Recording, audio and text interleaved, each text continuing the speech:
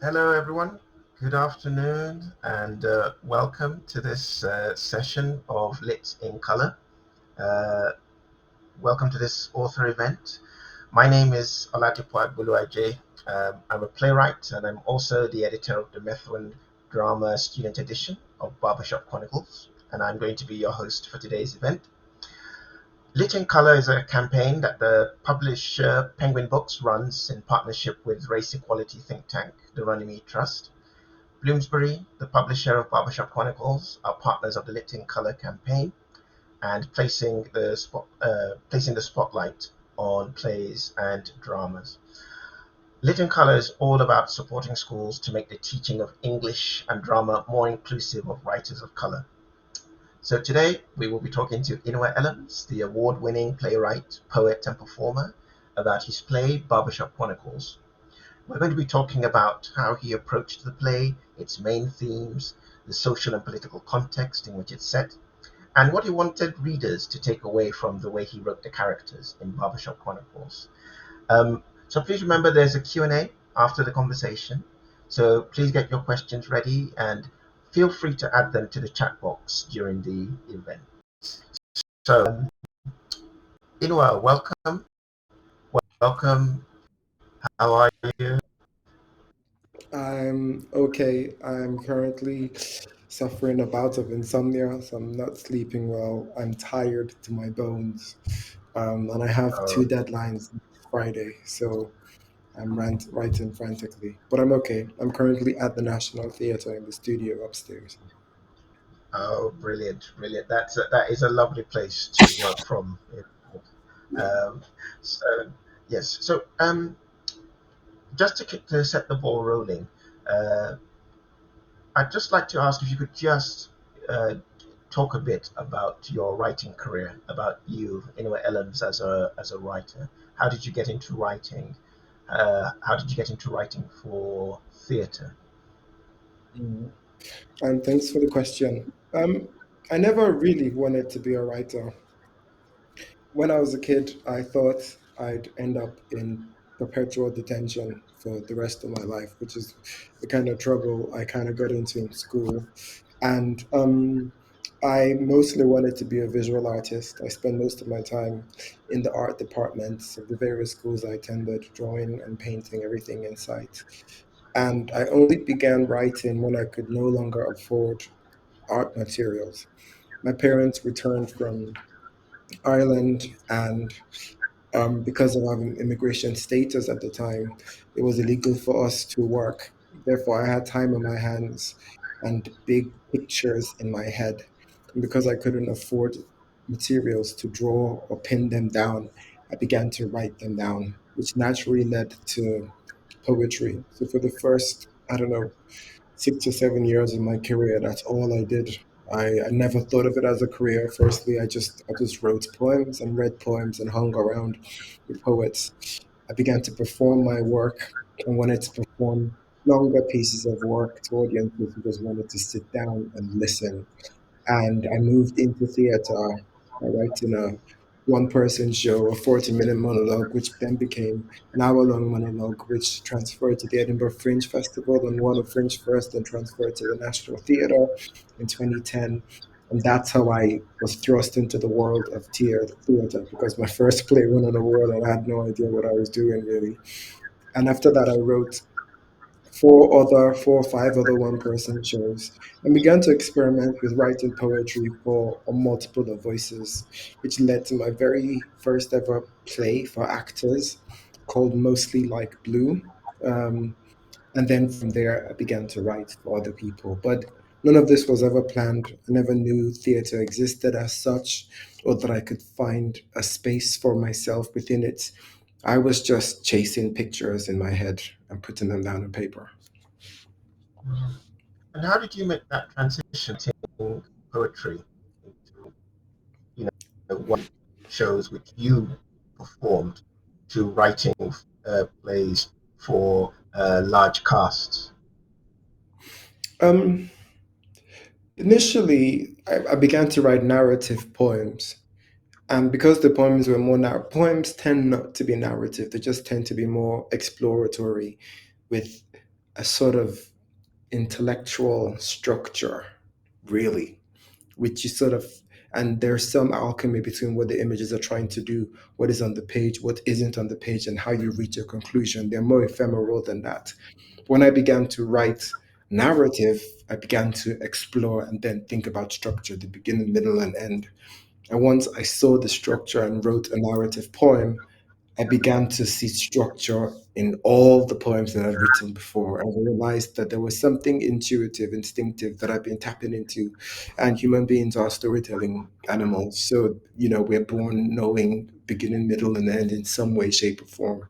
But once I figured that out, the next step was to try and write a poem for a number of voices. And that is essentially what Mostly Like Blue was. And it was loosely based on my life in Holland Park, which was the school I attended, about this incident that happened over the period of 2 or 3 weeks, where this new kid joined the school and was a bit of a bad boy, but he befriended the nerd, and in our friendship, some alchemy released. He released something in me, which made me grow up. It's a sort of a coming of age story, but rather than write it from a single character point of view, I wrote it from seven emotional points of view. So there's a charismatic, a sort of hermetic character, a very nervous character, a very proud character, um, and I would use all of these seven voices to tell essentially one story. But there was drama to be found in what emotion paired with another emotion. So I was able to create something like an internal emotional drama where gangs came together and disintegrated again.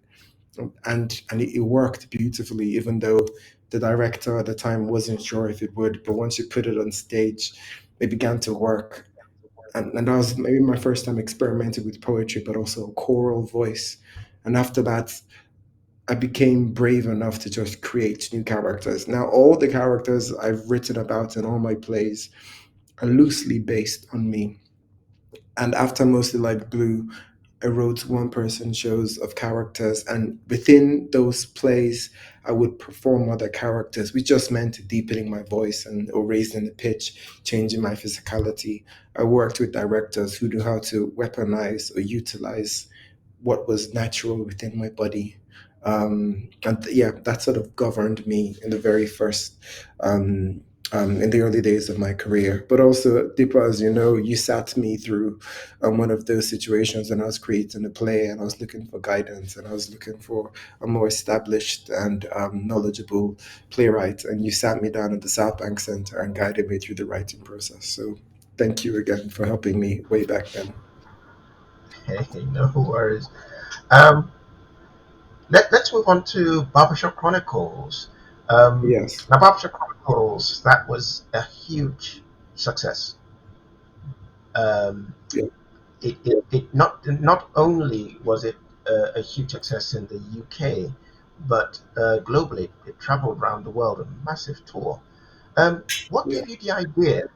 What gave you the idea to write Barbershop Chronicles?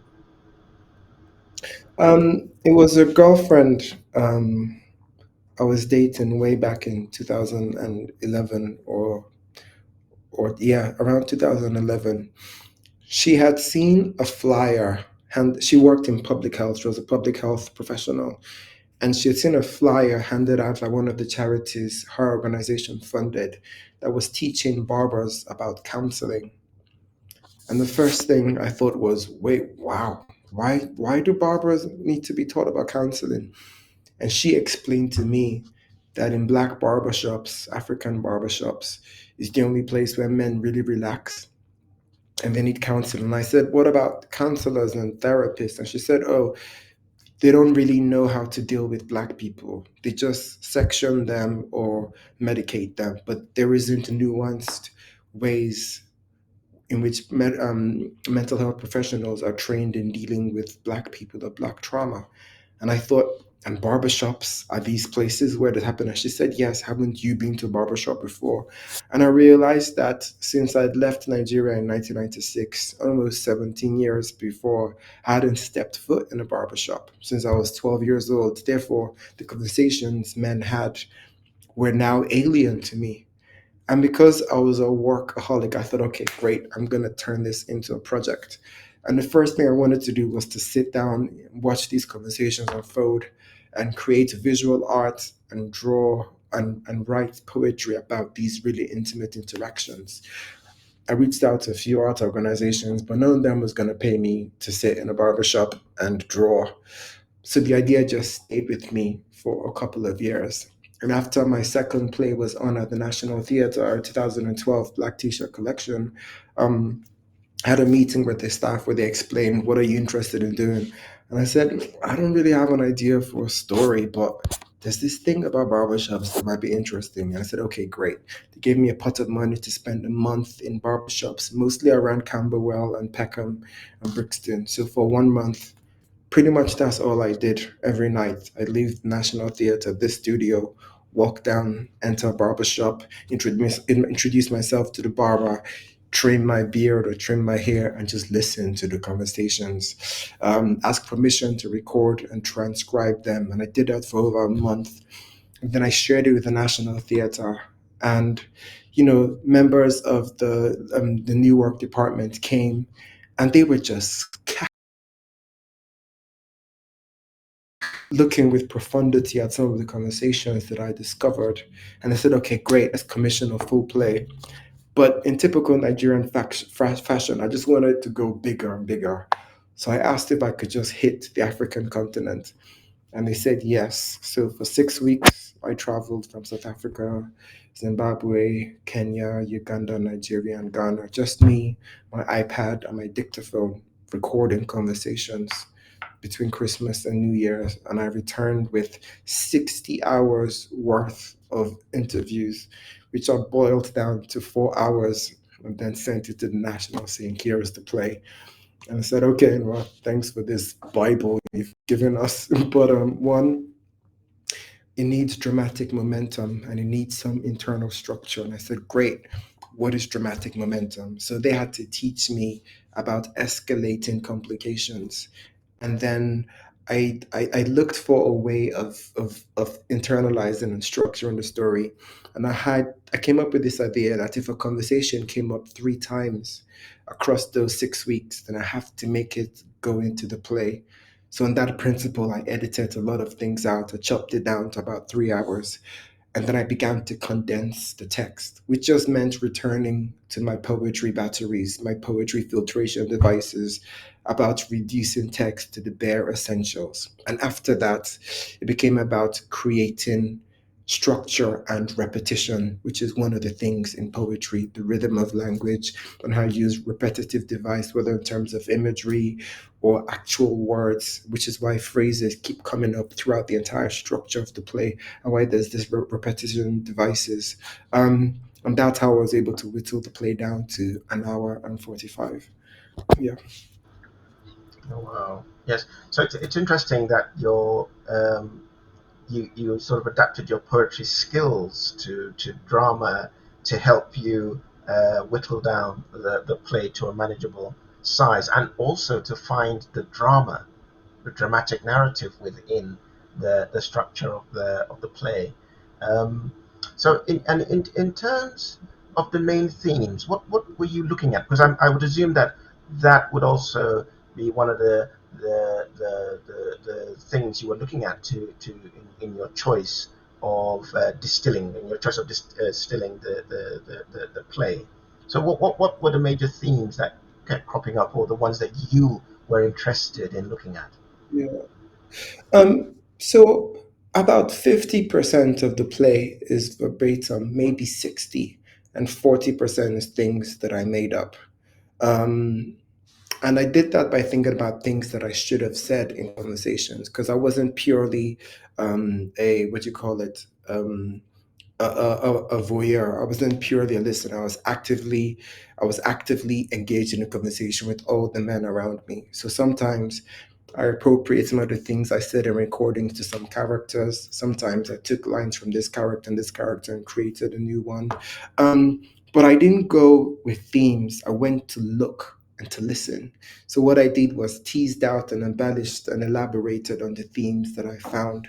And the themes that I discovered were conversations about language and the politics of language, discipline, what discipline was in Africa and what discipline was here, intergenerational discourse, intergenerational trauma, what is spoken, what isn't spoken among men, what is hinted at, what is understood, what is misunderstood, fatherhood in terms of biological, but also political fatherhoods, the legacies of that, masculinity, African masculinity, black masculinity, um, and the post colonial politics, the differences and the issues between those on the continent and those that are here, and just the mix and the twist and the colorful debates between all of us, but also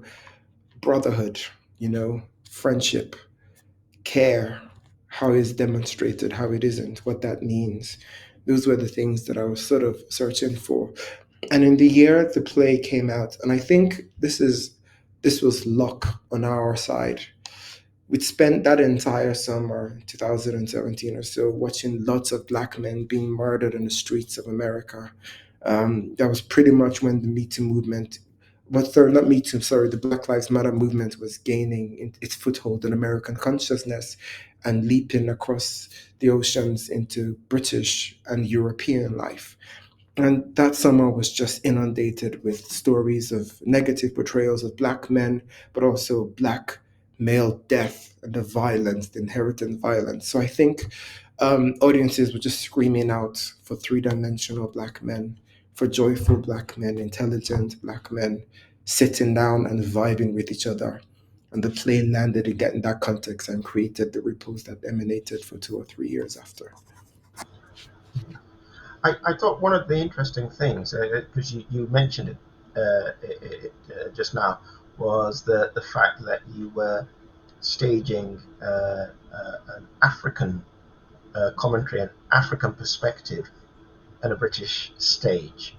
Usually we when we do a lot of black plays that are done in Britain, do normally look at it from there is still a sense of Britishness in those perspectives, or as you just mentioned, African American, which is tends to also dominate a lot of the narratives here.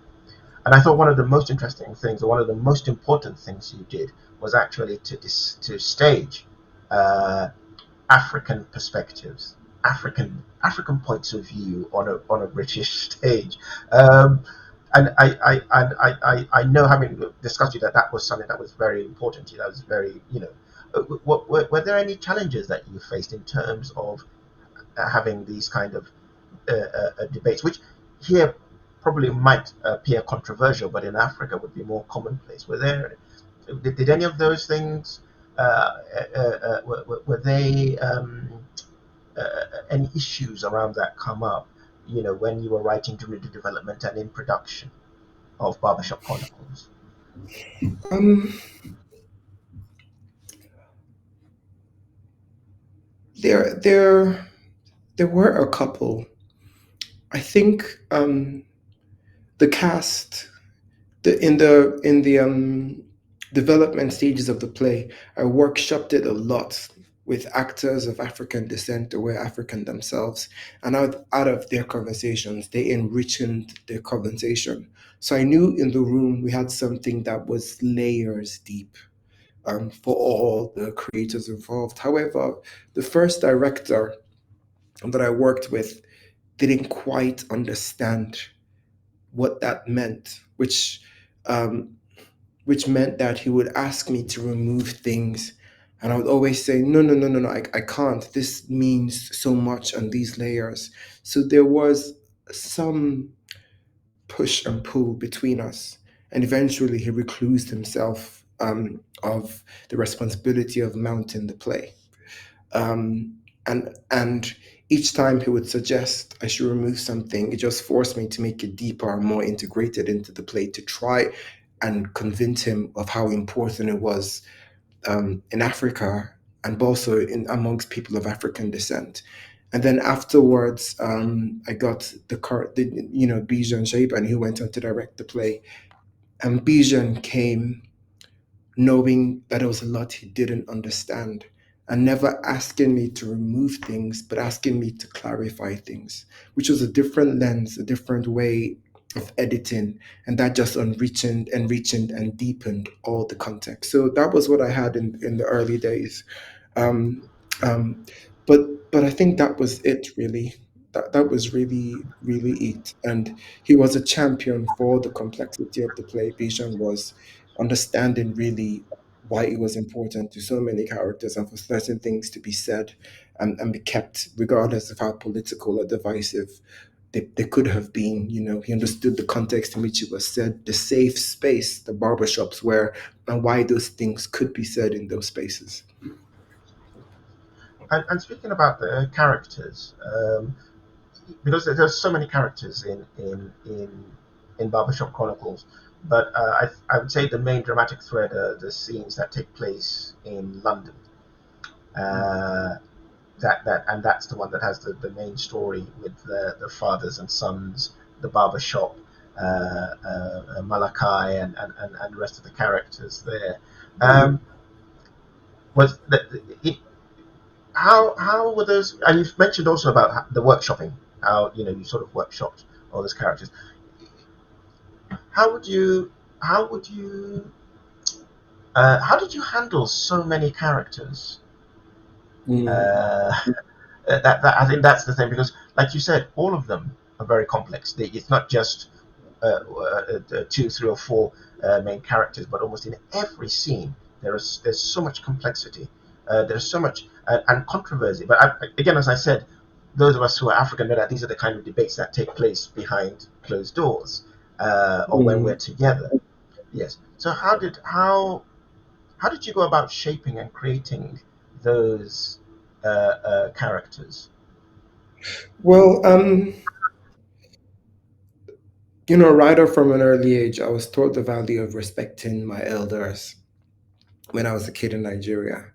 And most of those men who I'd met when I was researching were my elders.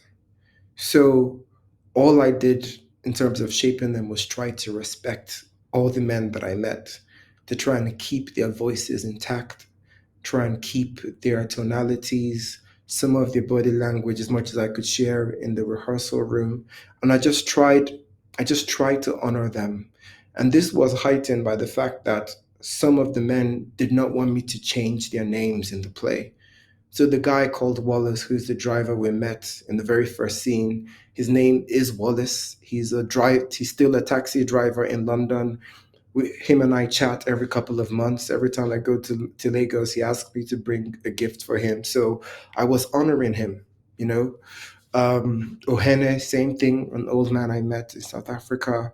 Shoni Sani, who has the really big debate with Simpiwe just before the big emotional climax of the play.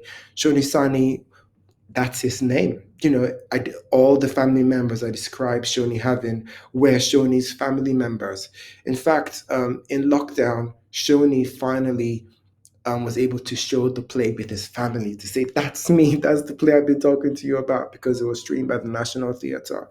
Um, Unfortunately, this was the last play Shoni saw because he contracted COVID and passed away pretty much like a week after he got to share the play with him. But I immortalized him in the play, and that was how I was able to shape these men because that was what I was trying to do. Even when I changed their names, I was trying to freeze them in those years that I met them, to mortalize them. So it's an act of care, of respect. And I was witnessing those men and immortalizing their masculinity, their Africanhood, for future generations. Oh, wow. Yes, I mean, this is it's because again, yes, as you mentioned earlier, quite a lot of the play is verbatim.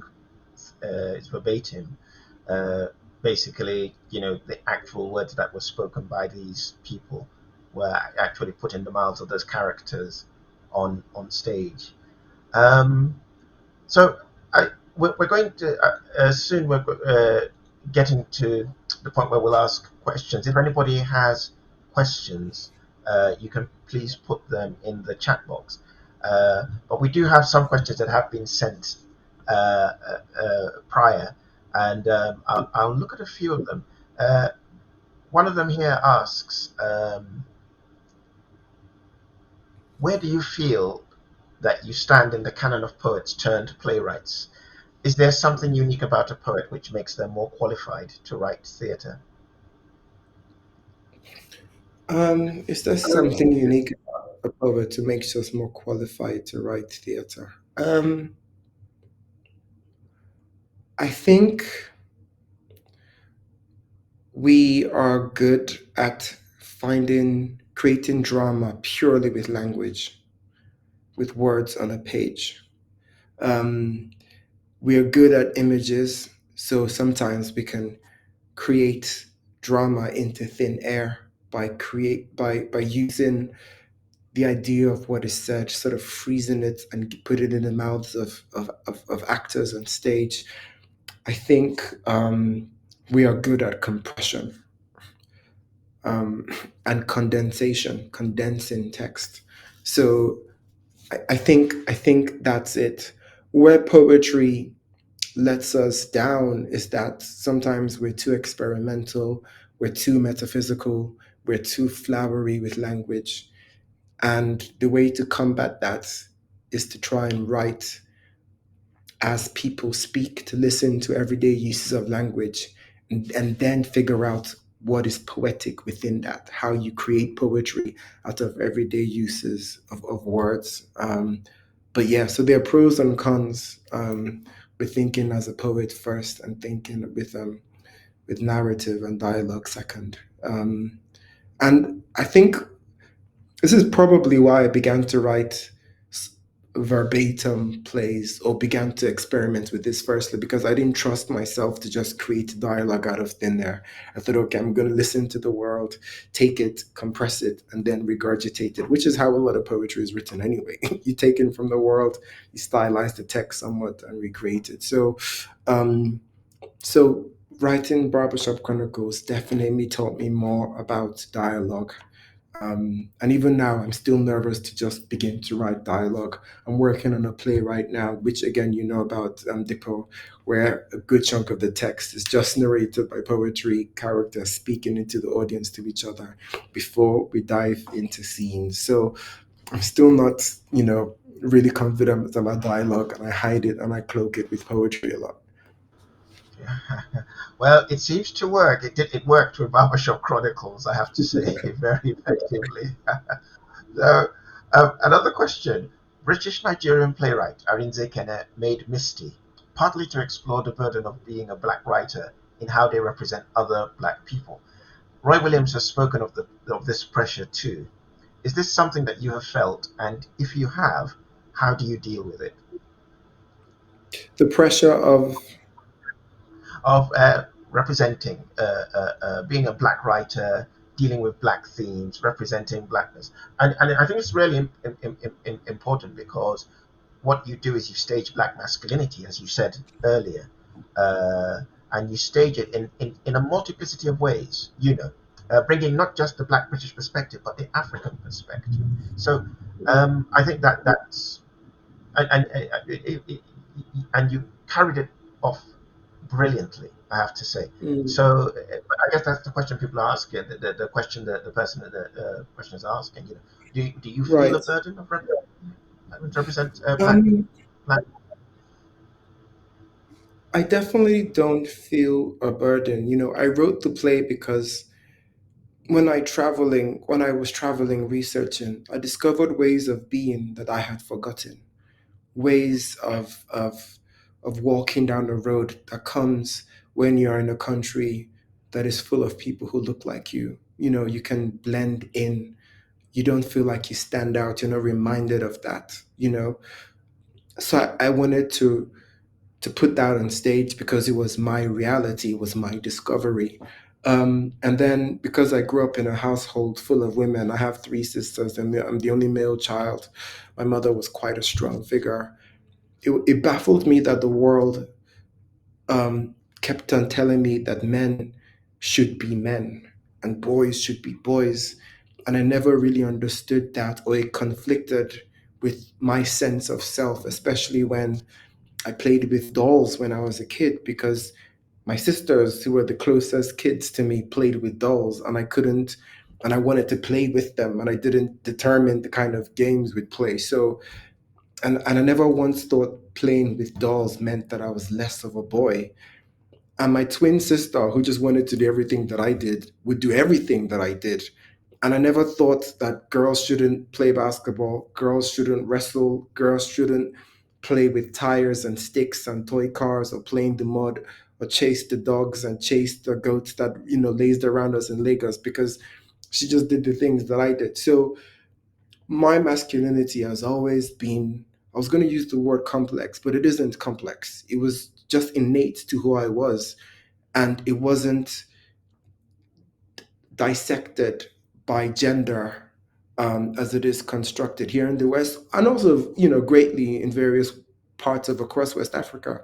Therefore, I wanted to write plays where masculinity was seen in a sort of encyclopedic way, multifaceted way, and writing Barbershop got me to put all of that on stage.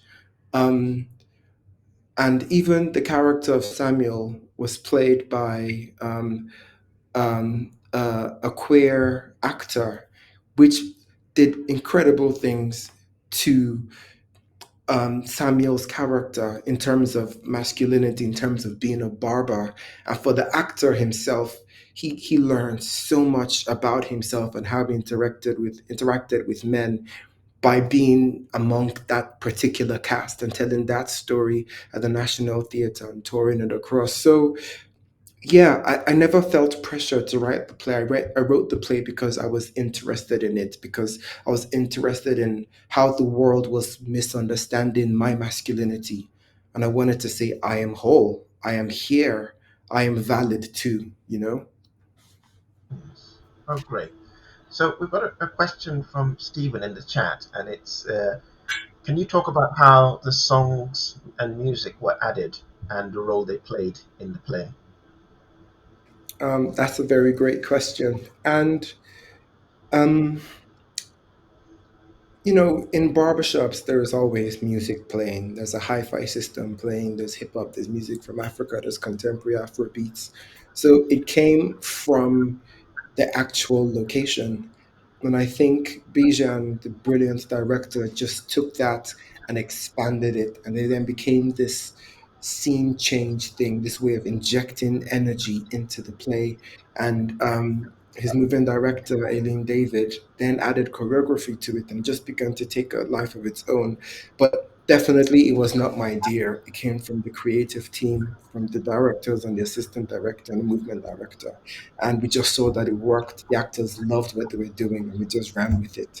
And then it became this other identity, this other storytelling form. But no, it definitely was not my idea. It was specific to the context, but also the collaborative team knew exactly what to chase, what to embellish, and then it just worked.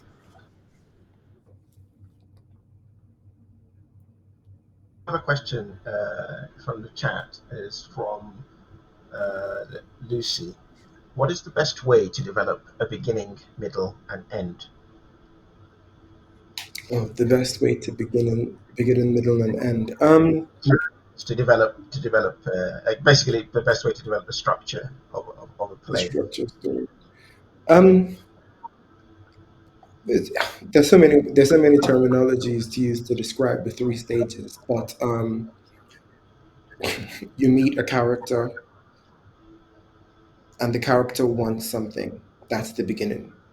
The middle, there are various things that happen to stop that character from getting the thing the characters want. Sometimes there are flaws in that character, which are the hurdles the character needs to get over. Sometimes the world imposes flaws on a character, but that's mostly the middle beginning. Then at the end of the story, the character either is successful and achieves what he wants, and then it's a happy story, or the character fails and doesn't achieve, and then it's a sad story, or the character dies and then it's a tragedy. You know, That's it. The things in the middle also can be people as opposed to the world or the character's flaws. And that's where you get the antagonist, who's the person we meet in the middle, and the protagonist. Sorry, no, that's where we get the antagonist, who's the person who gets in the way of the protagonist who's trying to get something. And then you can have something like a two-hander, or a good guy and a bad guy, etc., etc. But essentially, that is the beginning, middle, and end. You meet someone who wants something, there are things that stop them getting it, and then they either are successful or they're not at the end. Beginning, middle, end. Brilliant. And Imogen is asking, what aspects of a character do you think makes them most realistic? Um, what aspect of a character do I think makes them most realistic? Showing the things they care about and the things they don't care about around the main thing that is their issue. I'll give you an example. When I walk through these parts of the world, I'm most easily described as a black man. But I don't wake up and think that I'm a black man. I wake up and think, oh crap, I need to do yoga this morning. I haven't stretched. Or am I going to try and do exercises this morning? Or I need to call my mother. I need to call my girlfriend. And then I step out into the world and someone makes a comment that may or may not be racist, but may make me think, oh, are they being racist or not? And then the world meets me, and through the rest of my day, maybe I forget about it, maybe I don't, but I go to bed thinking, oh, that was a crap day. And then, oh, maybe tomorrow I'll wake up and I'll be able to do yoga because I didn't do it this morning. So that's what I mean. The main issue of a character aren't on the forefront of the character's consciousness throughout their entire lives. You show the things they care about, the insignificant, minor things, but the things that they actually are invested in alongside the world throwing difficulties at them. That's how you make them relatable, how you make them three dimensional characters. You don't flatten them, you give them likes and dislikes that are peripheral, but that is humanity. We are constantly bombarded and obsessed with things that no one else cares about but us, and then that is what it means to be human, to be three-dimensional. Thank you. Bronte asks, do you have a favorite work that you've uh, written or created, either a poem or a play? um there's an epic poem I have called The Half God of Rainfall. I think it's one of my favorite things because it was the most difficult thing I've written. It's written in the structure in which um, Dante wrote the Divine Comedy, so there's a very tight three-line structure. All the lines are 12 syllables long, and it maintains this internal rhyme scheme throughout for an hour and 25 minutes of pure storytelling. But within that, there's dialogue. It's a play that it's an epic poem that mixes Greek mythology with Yoruba mythology from Nigeria, but it's about basketball. It's also about immigration and the great talent drain from Africa to the Western world. It's about gender politics. It's about gods and mortals, but it's also primarily about a mother trying to protect her son, and the lengths she goes to do so. Um, I changed as a human being in writing that play. It exposed me so much to the wickedness of the world and also to the strength of women, predominantly black women, because the play centers around a black mother. But to power dynamics, how inherent and unfair and imbalanced in terms of sexism and misogyny the world is on a constant day-to-day basis, which I was completely oblivious to as a man. It really deepened the conversations I had with my sisters, with all the women in my life. So the half god of rainfall. Yeah, yeah. I think it's that piece of work. And just to say that, so the Half God of Rainfall was performed a few years ago at the Kiln in Kilburn, Yeah. but this year had its American premiere. It premiered in New York, and has also done a few other venues. I think is that correct? You know, I think yeah. The last Yes, time. it toured. Yes, it toured one other venue. It toured ART, which is the American Repertory Theatre, which is in Harvard, part of the campus in Cambridge, Massachusetts. So it's gone to both places. Yes. So yes. So it had its first off-Broadway production in New York, and then on to Harvard. Congratulations on that, Thank because you. I saw the play as well, and I really loved that version. And I know it was a much more expanded version this time around, which I would have loved to have seen. Um, so, um, yes. So, Chip has a question. What is the worst part of your job?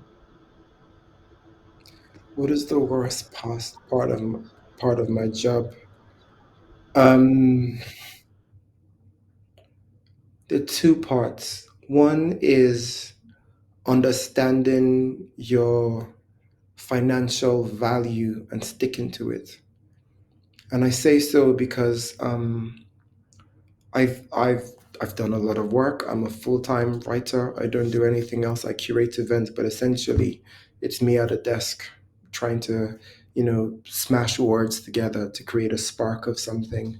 And I've been doing this for a while, and people still reach out to me to do work and tell me it's a good opportunity for exposure and they don't want to pay me, or they tell me this is all we have, and it's money that would actually be for me expensive to do their work than for me not to do it. And then I have to go to this push and pull to negotiate, and actually, given my track record, I think I can demand this amount of money, blah blah blah. So the fact that I still have to go through that is annoying, because I know definitely colleagues and contemporaries of mine who aren't black, who don't have those conversations. So that's one thing that is frustrating. Another thing is toxic optimism. And I say that because in this job, sometimes you spend 3, 4, 5, 6 months working on a project, and there is some executive or some artistic director who doesn't get it. And then he has power to completely throw away your play or throw away your screenplay. I'm working in television and film right now, not because the writing is bad, but simply because they don't understand why it's important. And the optimism bit is sometimes you're working with a collaborator, a company that commissions this work, and they keep telling you, "Great, we're gonna do this, we're gonna do this, clear your calendar." You do so, and nothing happens. And then the project falls away for a few months, and someone else comes up and wants to pick up this ball, and they expect you to pick up the ball and play game again, play with them again. And the problem with that is it is emotionally draining to be a writer. You are emotionally invested in all the characters you're creating, even the ones you completely detest, the ones that are doing really horrific things to the characters that you love. And all of these characters base on some level, especially when you stop doing verbatim work, which I'm not really doing these days. All the characters are sides of yourselves, and you push them to the nth degree to reach the peak of human emotion in order to have the drama play out on stage. And that is difficult on a day-to-day basis, especially if you're telling African stories or post-colonial African stories where there's a lot of trauma in their personingness, and you keep trying to fight light and shade and humor whilst plumbing the depths of their emotion. It's draining. It's hard work. So doing that for 6 or 7 months and then the play just being pushed aside, it's demoralizing, so that's the hard thing of my work, trying to live on the edge, putting all you have into a story for the story just to be dashed away. Um, yeah, it's draining. Yes, so you've spoken to some of to the practicality or the reality of writing, because I know a lot of people see a play, it's on stage, the writer gets all these accolades, their names in the paper and they're reviewed, but they don't really see what we might call the dark side of of writing. And Yes, and also, the thing is, my plays take on average 7 years to write on average, and that's a long time. I'm trying to be faster, but 7 years to write from when I have the first glimmer of the idea to when it's on stage. And that's 7 years of sitting with these characters in my head, and they're all falling apart, and I'm trying to rescue them from their stories to make them light. So, so all of that is work, and then sometimes nothing happens. Till this day, the only award Barbershop Chronicles has had was for lighting design. So for all its accolades, I didn't win a single award for it. The lighting designer did. Literally, the person who just shone a light on everything else we did was the one individual who won an award. And I always tell writers, don't do this for the glory because it will never come. You know, your audiences tell you if your play is good or not. Everything else is out of your control. So write, create work that you love that can sustain you for 7 years, characters you deeply care about, and then let everything else belong to everything else. It's out of your control. So yeah. Uh, Ava Bo is asking. Oh, yeah, just to say that Inua is not saying that lighting designers are not important to. Absolutely. I should say I've also worked with that lighting designer many times since then. He's incredibly talented. Yeah. Yeah, yeah. It was just to clarify in case anybody thought otherwise. Ava Bo has a question. How do you go from verbatim text to theatre? Um, One is first and foremostly, you go to listen, um, and then you transcribe, and then you think about what is said and what isn't said. Then you think about how to strip down the rest. Think of it as a pyramid. Um, the whole conversation you've just recorded or listened is the entire pyramid. And as you know, most of pyramids is actually below the sand level, right? It's just buried underground. And what you have to do as a playwright is to just get the capstone, the bit at the top, which is the most glimmering, the brightest part of the entire structure. And that is what you use to build the play. So it's about whittling down, confining, and just getting the gems and using that to build dialogue. That was my process. I had the entire pyramid. I just wanted the essential, the bit that shows what lies beneath the surface. The tip of the iceberg. You don't need the whole iceberg. Just get the bit. So yeah, I think that's how you begin to turn what is taken into drama. Brilliant. Thank you. We've just got a few more time for, I think, a few more questions. Maybe more. Um, let's see. What do you hope students will take away from exploring your play? Um, that there is no single story. There is no right side of a conversation. Um, there are pros and cons to every argument. All voices are worth hearing. And the world is always far more complicated than you think. I think those are the things. There are just so many layers to everything.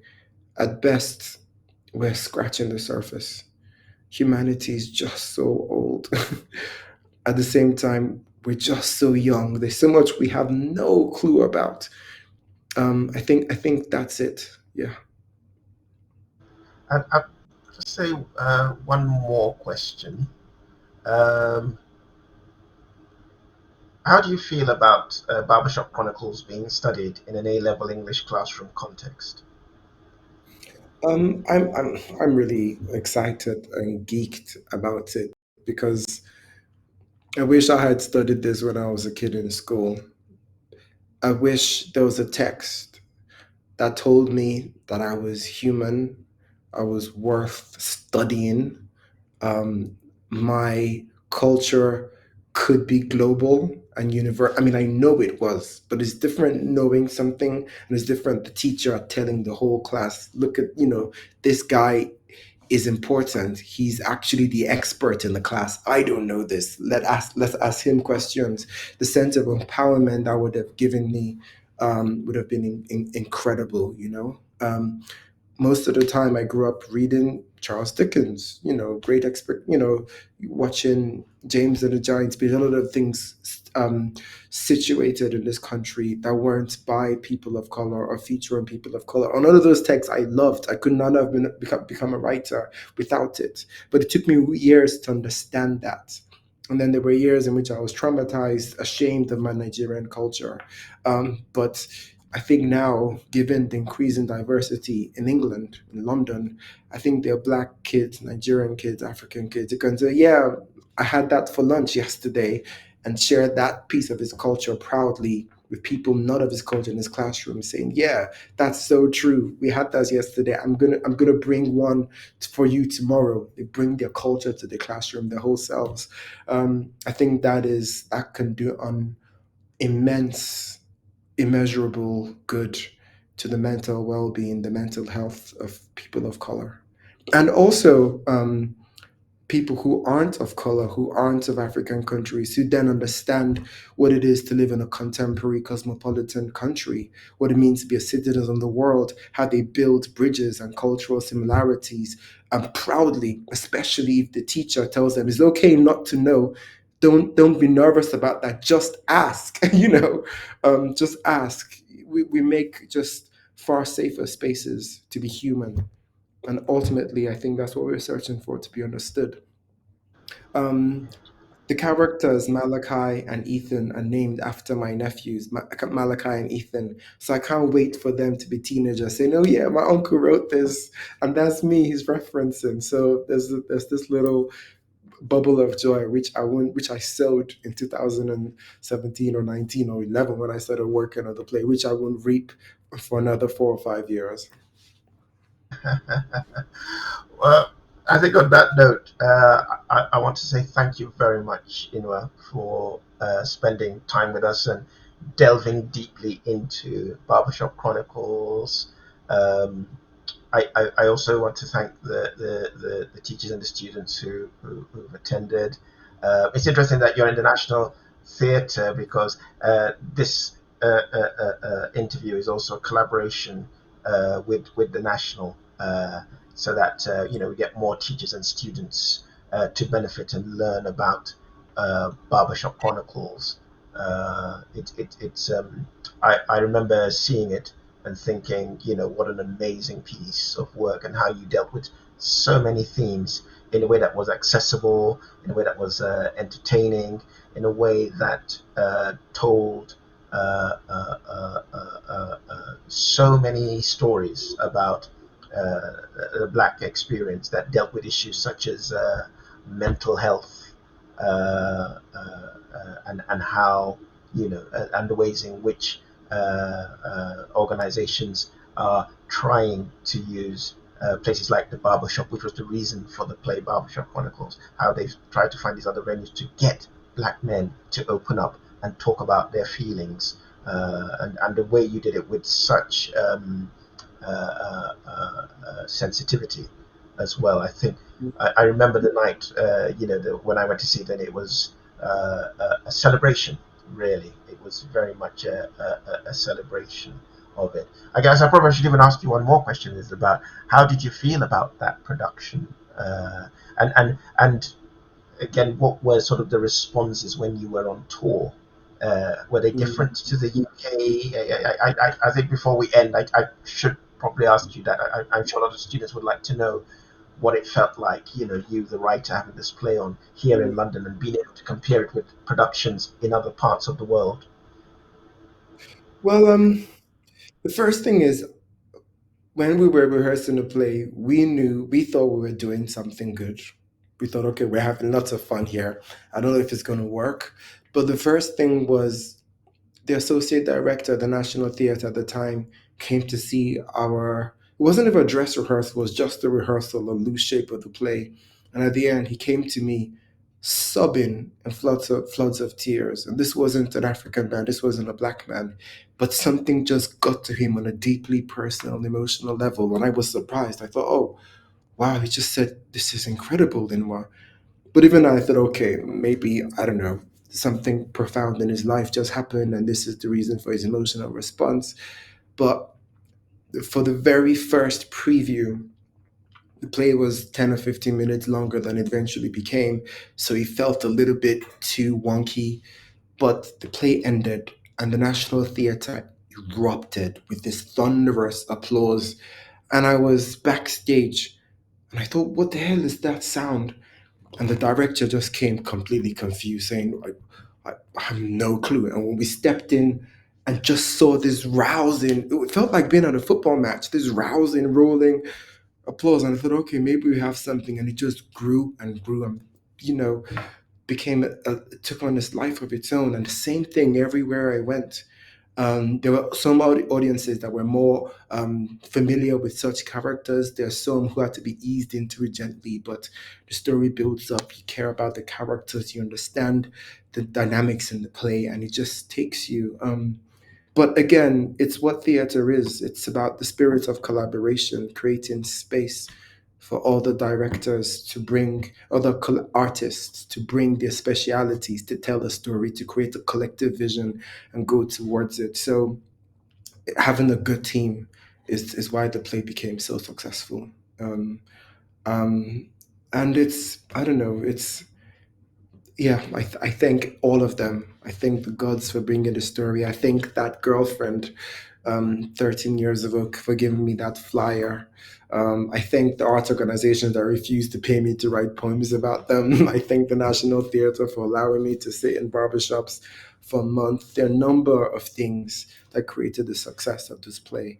I was just the person holding the torchlight, searching the darkness when we began. Yeah. Yeah, oh, that was such a poetic note to end on. If anybody didn't know you were a playwright, they know it now. Poet, sorry, they know it now. So, but thank you so much again, once again, Inua. Thank you so much for enlightening Thank us you. about wonderful play, Barbershop Chronicles, that has gotten so many accolades. As you said, maybe not so much in terms of awards, but certainly from so many people, it was one of the most memorable pieces of theatre that lots of people I've spoken to who saw it talk about and continue to talk about till today. And I have to say, I also want to thank you for asking me to write the introduction as well. I thought it was a very privilege and an honor to do so for such an amazing piece of work. Um, so also thank you as well, and as well as all the collaborators that worked on the project, who also I interviewed for the introduction as well.